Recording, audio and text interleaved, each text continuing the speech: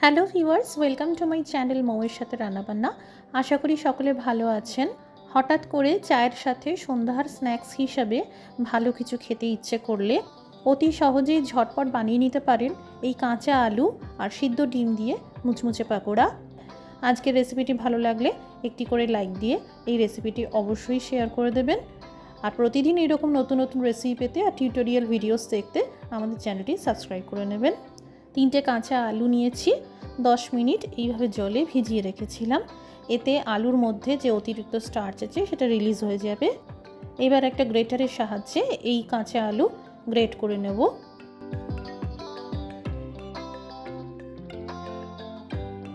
আলুগুলোকে গ্রেট করে নিলাম। এবার এই গ্রেট করা আলু ভালো করে ধুয়ে নিতে হবে। অবশ্যই 2 থেকে 3 বার ধুয়ে নেবেন। ভালো করে ধুয়ে নেওয়ার পর এইভাবে চিপড়ে চিপড়ে সমস্ত জল বের করে দিতে হবে, যাতে এই গ্রেট করা ঝুড়ো আলু একদম ড্রাই হয়ে যায়। একটা মিক্সিং বলে এই গ্রেটেড আলু দিয়ে দিলাম। এখানে 2টো বড় সাইজের পেঁয়াজকে মিহি করে কুচিয়ে নিয়েছি, 2 চামচ আদা বাটা নিয়েছি, আর 4 থেকে 5টা কাঁচা লঙ্কাকে ভালো করে মিহি করে চপ করে নিয়েছি, মানে কুচিয়ে নিয়েছি। এই সব কিছু দিয়ে দিলাম। সামান্য আস্ত জিরে দিলাম, সামান্য পরিমাণে চিলি ফ্লেক্স দিলাম, স্বাদ অনুসারে লবণ দিয়ে দিলাম।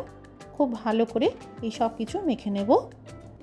এইভাবে মেখে নিলে পেঁয়াজ কুচি থেকে ময়েশ্চার রিলিজ হবে আর একটা জল ভাব তৈরি হবে, যেটা বাইন্ডিংয়ে সাহায্য করবে। এখানে বাইন্ডিংয়ের জন্য আমি আলাদা করে কোনো রকম জলের ব্যবহার করব না। 50 গ্রাম অর্থাৎ আধা কাপ চালের আটা বা চালের গুঁড়ো যেটা বলবেন দিয়ে দিলাম। আর এর দ্বিগুণ পরিমাণে সুজি 1 কাপ অর্থাৎ 100 গ্রাম মতন দিয়ে দিলাম। এবার ভালো করে মেখে নিতে থাকবো। আলাদা করে কোনো রকম জল দেবেন না, না হলে পাকোড়া মুচমুচে হবে না। এখানে আমি 2টো সিদ্ধ ডিম দিয়ে বানাচ্ছি। আপনারা আপনাদের প্রয়োজন মতো ডিমের সংখ্যা বাড়াতে পারেন।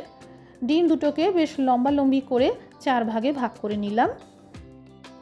সামান্য বিট লবণ আর লঙ্কার গুঁড়ো ছড়িয়ে দিলাম। এবার সুজির এই মিক্সচারটা নিয়ে একটু হাতের মধ্যে এইভাবে চ্যাপটা করে নিয়ে ডিমের পিসটাকে ভালোভাবে মুড়িয়ে নিলাম। চারদিক থেকে ভালো করে মুড়িয়ে নিতে হবে। একই রকমভাবে বাকি পাকোড়াগুলো তৈরি করে নেব। এই পাকোড়া বানাতে কোনো রকম বিস্কুটের গুঁড়ো লাগে না।